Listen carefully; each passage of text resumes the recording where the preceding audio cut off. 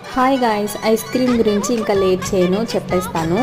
So ఏమైందంటే ఆ రోజు మార్నింగ్ 8 o'clockకి చూసానని చెప్పాను కదా. సో చూస్తే అప్పటికి ఇంకా జల్లీగానే ఉండే అనమాట.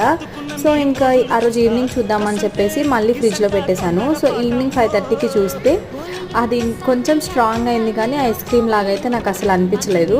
సో ఐస్ క్రీమ్ ఐడియా అయితే అసలు ఫెయిల్ అయిపోయింది. నాకు అసలు ఐస్ క్రీమ్ అవ్వలేదు అనమాట.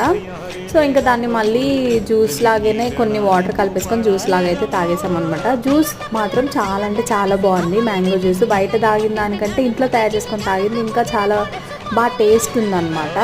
సో నాకు బాగా నచ్చింది. సో దీన్ని ఇలాగే అంటే ఇలా స్ట్రాంగ్గా ఉన్నప్పుడే దాన్ని చపాతీలోకి అండ్ పూరిలోకి కూడా తింటారంట. సో అంటే నేను ఎప్పుడు తినలేదు, నాకు తెలియదు కూడా. సో నేను ఈ మధ్య యూట్యూబ్లో చూశాను. సో ఇంకా ఇంతే. ఇంకా వీడియో నచ్చితే లైక్ చేసి సబ్స్క్రైబ్ చేసుకోండి. Thank you for watching. Bye.